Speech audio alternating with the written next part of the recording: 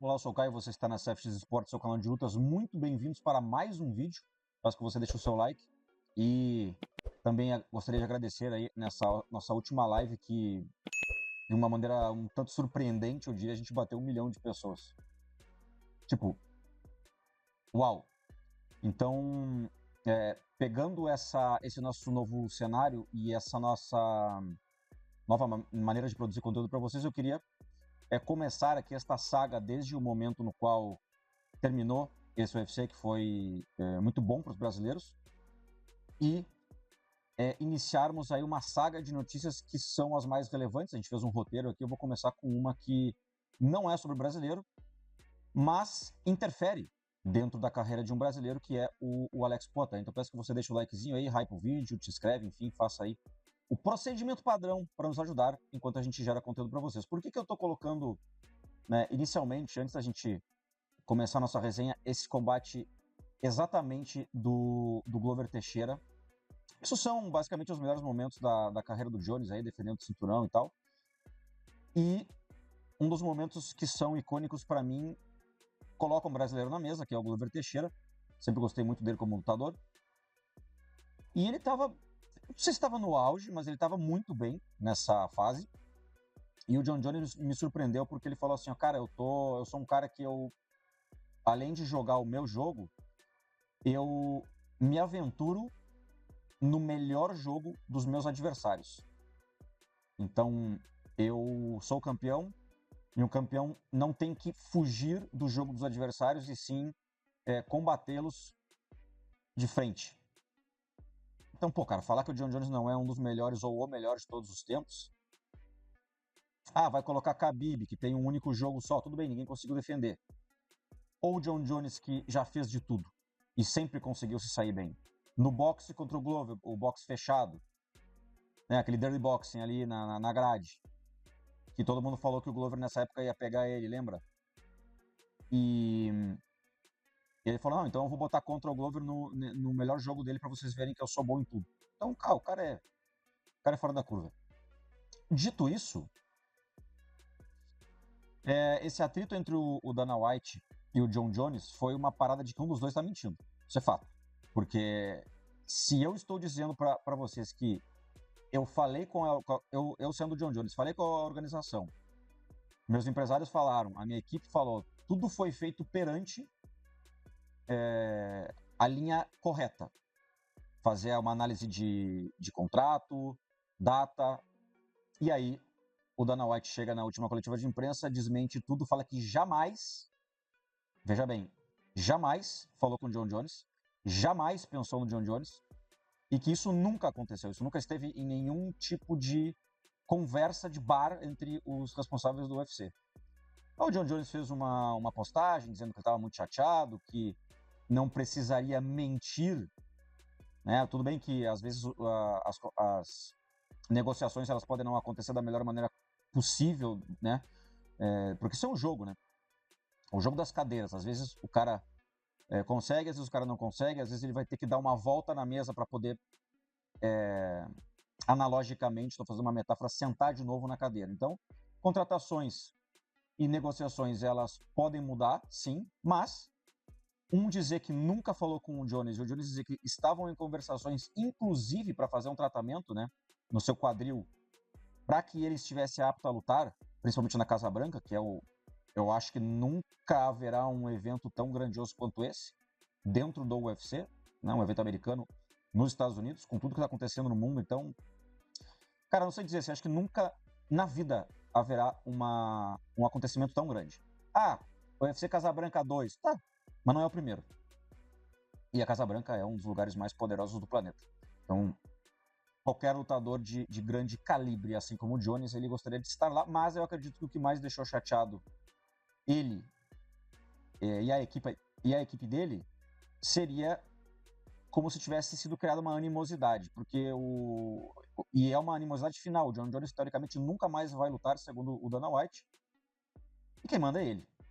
Ele é muito influente em relação a tudo dentro do UFC, tanto que quando o evento foi comprado por 4 bilhões de dólares, eles disseram que o Dana White teria que ser teria que continuar tendo o cargo, né, um dos mais importantes da organização. Então, tu imagina que todo mundo que tem o dinheiro, que é o que bota a grana para fora, simplesmente chega e fala, cara, Dana White vai abrir a boca, é bem difícil da gente, né, botar contra. E eles já tiveram alguns atritos. John Jones é um cara que tem muitos problemas fora do octógono, mas nunca teve uma lesão aparente e nunca tinha vazado na mídia. Aí me chega um cara com esses óculos da Meta e tal, e acaba tirando uma informação do próprio John Jones que foi pego desprevenido. Achei até que foi uma falta de caráter, assim, do cara de ter feito isso. John Jones não se deu muito conta ali de que o cara talvez estivesse gravando, e me larga que ele estava com o quadril ralado, artrites, enfim, alguma parada bem complexa, que ele, no momento, não estava conseguindo nem correr, não estava conseguindo nem quase que não brincar com a filha, com os filhos. Aí isso vaza, vai pra mídia. Meses antes do UFC Casabranca, o Jones já tem problemas com várias coisas que são extra-campo. Droga, é briga, é loucura. Então, cara, é complexo a gente entender que tu colocar um atleta que ele vai dar um problema em determinado momento aonde não pode acontecer um problema desse, porque o John Jones muito possivelmente seria o par de dança do Alex Poitin, por isso que eu queria colocar um brasileiro aqui no meio da mesa, no meio desse triângulo amoroso, que era John Jones, Dana White, e, teoricamente, era o Alex Poitin.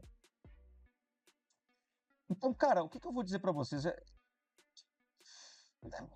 irrelevante se eles realmente estavam em contratação ou não, estavam em negociações ou não, mas uma das coisas mais importantes que eu posso dizer são essas aqui, ó. As loucuras, as brigas e as coisas que o John Jones fazia antes de qualquer luta, ou tipo isso aqui, ó, que o John Jones lutava e ele era pego no doping. Então, pós-luta, era um BO, era um problema, era uma parada que é complexo de dizer que esse cara lutou 100% limpo e que teve uma vida exemplar, assim, uma carreira, vida não, carreira. A vida a gente sabe que não é exemplar, mas uma carreira à la Daniel Cormier, pai exemplar, não fazia besteira fora do octógono. Ele era um cara mais sólido para confiar e ele era um excelente atleta, né? Um cara que sempre entregou boas lutas. Não é o caso do Jones. Dito isso, ao que tudo indica, o Jones não vai fazer todo esse tratamento para uma luta que não seja na Casa Branca, no main event da Casa Branca, porque o Jones já tem aí sua grana, já conquistou tudo que ele queria financeiramente, e eu acho que na carreira também.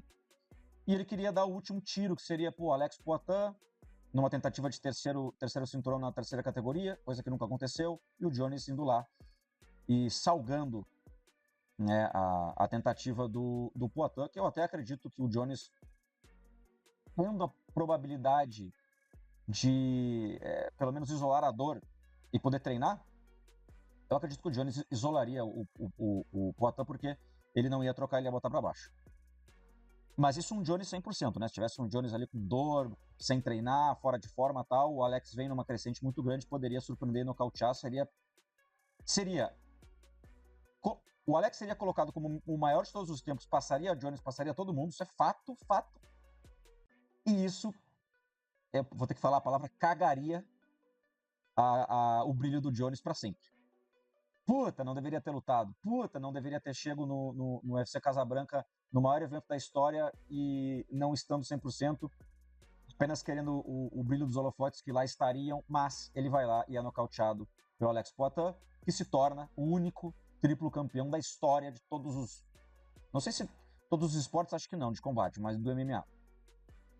Acho que no boxe e tal, essas coisas já acontecem com muita frequência. Então, o que digo a vocês? Não teremos mais Jones, eu acredito fielmente que isso não vai mais acontecer. Acho que o Jones nunca mais vai lutar na vida. Nunca mais na vida, vamos supor, tá? Vamos supor. Tom Aspinall, por algum motivo, o Dana White não quer colocar ele. Vamos falar sobre isso depois, se o Alex Poitin passar pelo Ciryl Gane. Então o Alex Poitin vai lá e consegue o feito que ninguém conseguiu, passa pelo Ciryl Gane. Como eu falei, vamos falar sobre isso depois. Né? Te inscreve aí, deixa o likezinho e tal, porque isso também é uma conversa bem longa. Mas passa, e aí não querem colocar o Aspinall. para unificar e tal, enfim. O Aspinall, até o presente momento, ele tem a cinta, né? Tá uma situação complexa, mas ele tem a cinta. O que a gente vai fazer? E aí, John Jones? Será pra tu vir lutar contra o Poitin? Porque sem o Aspinall, ele ganha do Gunn. Sem o Aspinall, existe um John Jones, vai. Mas a briga tá agora contra o Gunn. John Jones cada vez mais de molho, cada vez mais longe de uma possível volta. E aí a gente vai ter que ver a situação real contra o Aspinall, principalmente quando ele assina, né, um contrato de marketing, de gestão de carreira com o Eddie Hearn, se eu não me engano, que é o concorrente direto, principalmente no boxe, agora que a Zuffa Boxing entrou, do Dana White. Então a gente tem muitos problemas acontecendo. O Aspinall também tá sendo um cara que vai ficar longe, vai tomar um molho.